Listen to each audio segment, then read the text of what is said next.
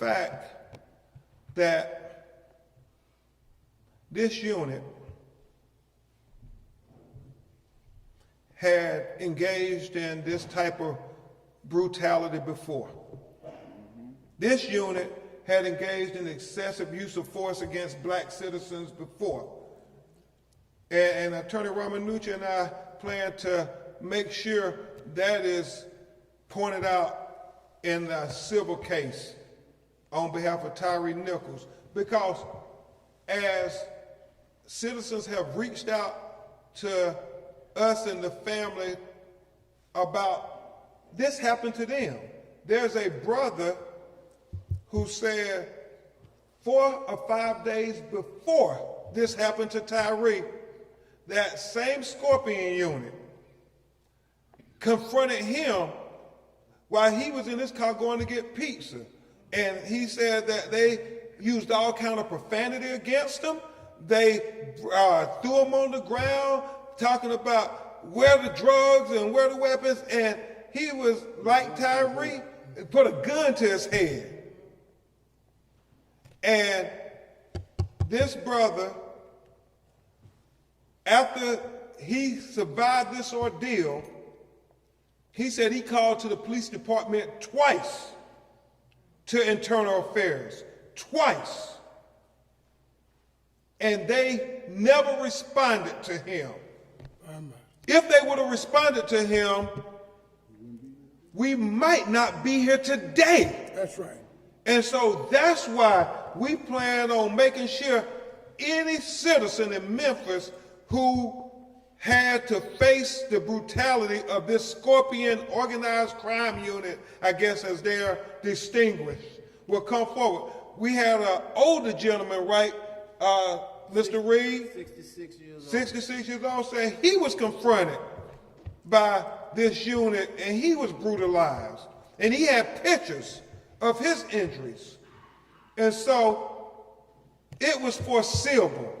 That's it. It was foreseeable that something tragic like this was going to happen when you have police officers given, as Attorney Ramanucci and our legal team discussed, not just immunity, but impunity to trample on the constitutional rights of people who looked a certain color, who lived in a certain community.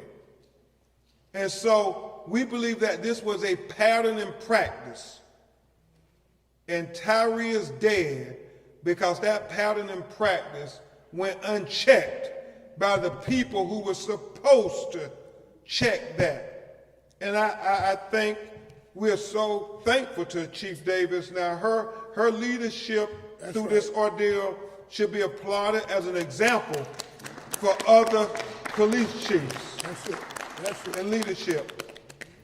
But we agree with her when she says policy means nothing if you have a culture. If that culture is rotten, you can make all the policy in the world because the culture does not respect policy. We have to make sure that the culture not only respects the policy, but the culture respects the community. That's it. And that is what we have to do if we're going to give Tyre Nichols the proper legacy. And then finally,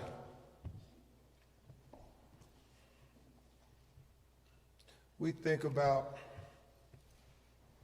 as Ms. Rovan said, they came to her house and they told her she couldn't go to the hospital. And it wasn't until 4 a.m. in the morning that the doctor called her.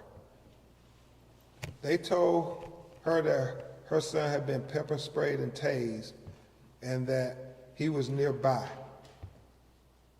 Never told them where they were at.